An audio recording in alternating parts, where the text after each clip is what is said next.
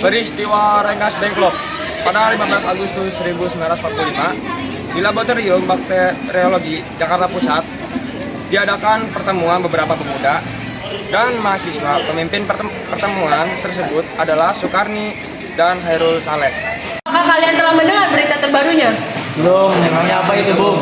Barusan, saya dan Sultan Syahrir mendengar dari radio BBC London di Bandung yang menginformasikan bahwa Jepang telah menyerah kepada sekutu. Berarti keadaan kita semua sedang penuh kekuatan. Benar demikian, saya mengumpulkan kalian semua di sini agar membahas keadaan kali ini. Untuk memanfaatkan keadaan ini agar segera menyusun kemerdekaan. Maka dari itu kita membuat sepakat untuk menolak segala bentuk kemerdekaan dari Jepang, karena kita akan menyusun kemerdekaan itu sendiri. Bung Darwis benar, kemerdekaan itu adalah hak dan persoalan tentang rakyat. Maka dari itu kita harus segera memproklamasikannya. Oleh karena itu kita semua mari meminta bantuan kepada Soekarno dan Hatta untuk memutus hubungan dengan Jepang. Baiklah, jika kalian semua setuju, bagaimana saudara Winaka dan Darwis menemui kedua tokoh untuk membicarakannya lebih lanjut dan sampaikan keputusan kita semua. Bagaimana kalau sampai di sini saja kalian semua bisa pulang ke kediaman masing-masing menunggu Soekarno dan Bung Hatta angkat suara. Baiklah, kalau begitu sampai jumpa besok pagi. Kami pergi dulu.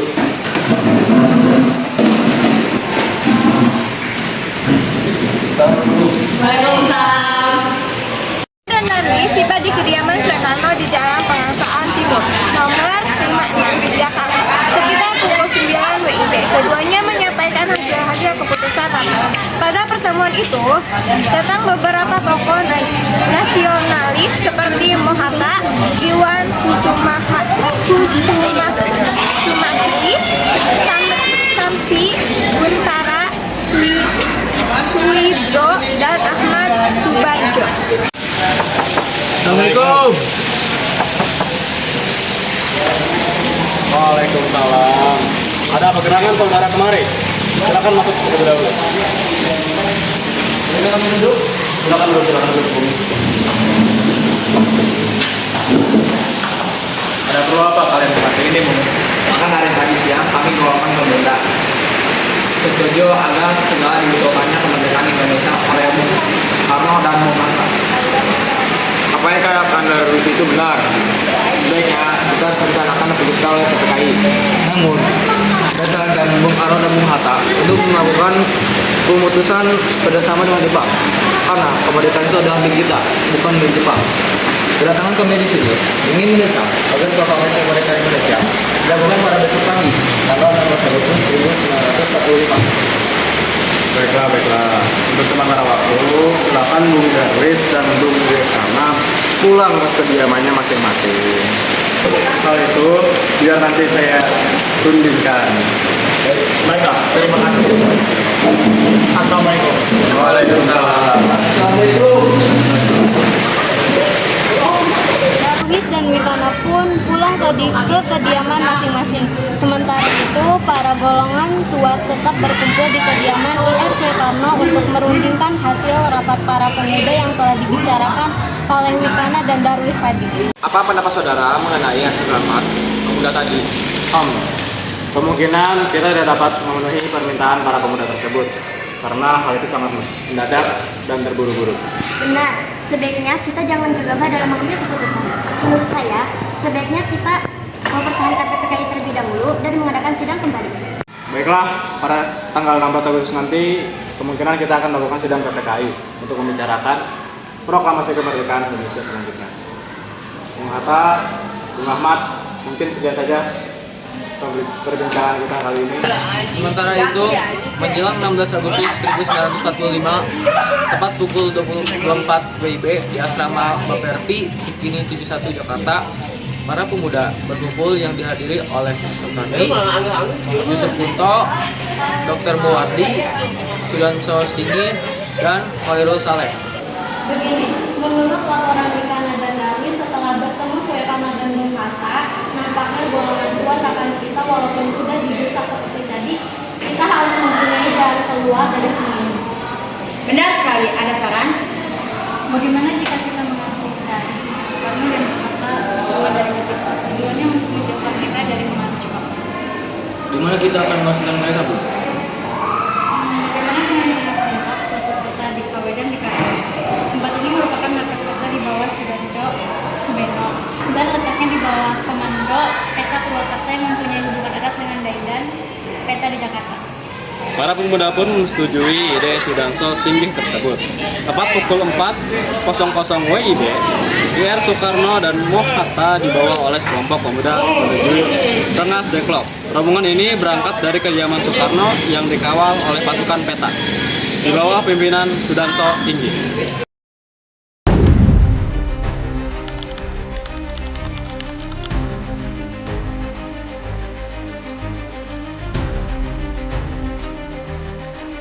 Rombongan Insinyur Soekarno dan Moh Hatta tiba di Rengas Dengklok dengan selamat pada pagi hari tanggal 16 Agustus 1945.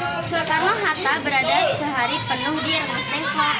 Sebelumnya kami sudah minta maaf dan membawa saudara sekalian kemari dengan secara paksa. Kami tak bisa menunggu lama lagi untuk kemerdekaan Indonesia, jadi mohon untuk dipertimbangkan kembali. Mohon bersabar, Bung. Kami tahu golongan muda sudah tidak sabar, namun semua butuh waktu. Benar sekali, kami akan mengusahakan supaya dengan cepat dan saudara tidak usah khawatir semuanya.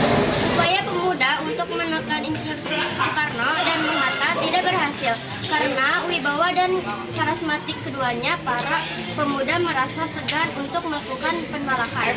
IR Soekarno mengadakan pembicaraan dengan Sudarso Singgih mengenai segeranya proklamasi dilaksanakan. Ini, saya akan secepatnya melakukan proklamasi kemerdekaan setelah kembali ke Jakarta. Saya berjanji. Setelah saya akan kembali ke Jakarta untuk menyampaikan rencana proklamasi kepada rekan-rekan dan pemimpin saya. Dan saudara Soekarno.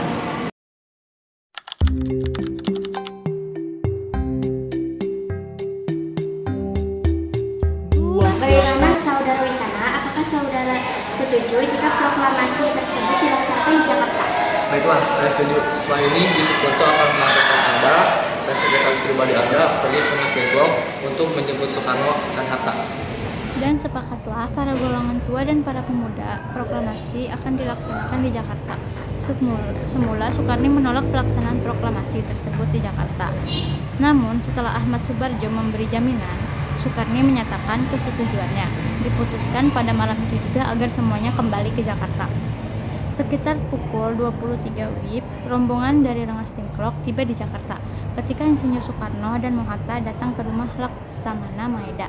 Di sana sudah menanti BM Diah dan surat kabar Asgiraya Semaun Bakri dari Jawa Kokokhal, Sayuti Melik, Iwa Kusuma Sumantri, dan para anggota PPKI. Sementara itu, Ahmad Subarjo dan Iwa Kurniawati mendatangi kediaman para pemuda untuk mengajak mereka ke rumah Laksamana Maeda. Assalamualaikum. Ada apa saudara Ahmad Subarjo dan Iwa Kusuma Sumantri kemari? Kami datang kemari untuk mengajak saudara sekalian ke rumah Laksana Maeda. Di sana sudah ada Soekarno dan Moh Hatta dan anggota PPKI lainnya. Ayo segera datang. Tidak, kami tak akan ke sana. Bukankah tak ada kesepakatan untuk ke kediaman Laksana Maeda? Soekarno benar, kami tidak ada perjanjian untuk memakai rumah Laksamana Maeda terlebih dahulu. Bukan begitu saudara Witana, kali ini dilakukan untuk mencegah gangguan dan halangan kepetai Jepang. Jadi kami mohon dengan sangat agar kalian ikut dan berunding, minimal wakil dan kalian saja.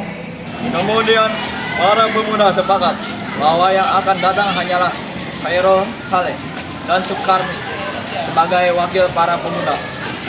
Sedangkan anggota PPKI banyak yang hadir dalam perumusan teks proklamasi di rumah Laksamana Maeda tersebut. Menjelang akhir Perang Dunia II, Jepang semakin tersedak oleh sekutu. Kaum muda atau golongan muda mendorong Soekarno dan Hatta untuk segera memproklamasikan kemerdekaan tanpa campur tangan Jepang. Ketegangan inilah yang memicu peristiwa Rengas Dengklok dan kemudian penyusunan naskah proklamasi. Perumusan teks ditulis oleh Soekarno bersama Hatta dan Ahmad Subarjo. Kemudian teks tersebut akan diperiksa dan diperbaiki oleh para pemuda.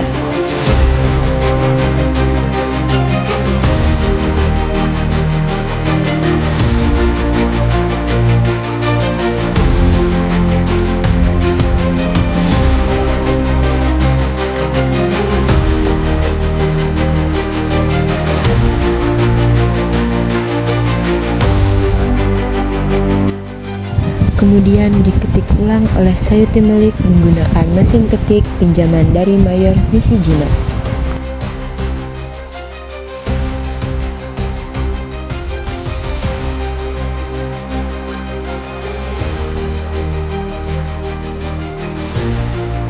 Pembacaan proklamasi dilaksanakan di Jalan Pegangsaan Timur nomor 56 tanggal 17 Agustus 1945 sekitar pukul 10.00 WIB, dilanjutkan dengan pengibaran bendera merah putih oleh Latif Hendraningrat dan Suhut, serta lagu Indonesia Raya oleh W.R. Supratman.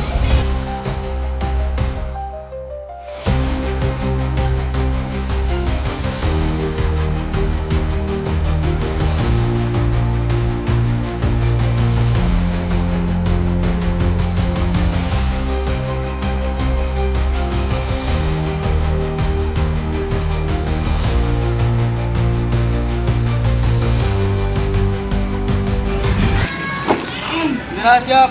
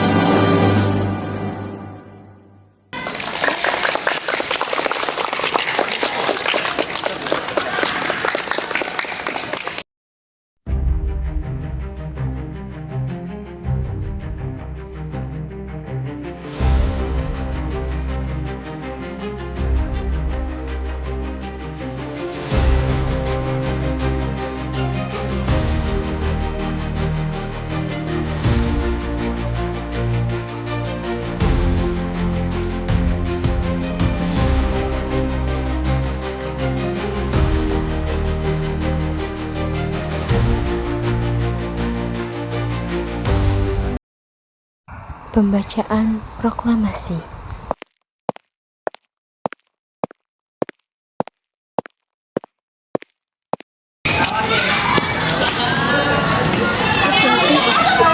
Bismillah. Semoga Allah meridhoi kemerdekaan bangsa kita. Proklamasi. Kami, bangsa Indonesia, dengan ini menyatakan kemerdekaan Indonesia. Hal-hal yang mengenai pemindahan kekuasaan dan lain-lain diselenggarakan dengan cara saksama dan dalam tempo yang sesingkat-singkatnya. Jakarta, 17 Agustus 1945. Atas nama bangsa Indonesia, Soekarno-Hatta.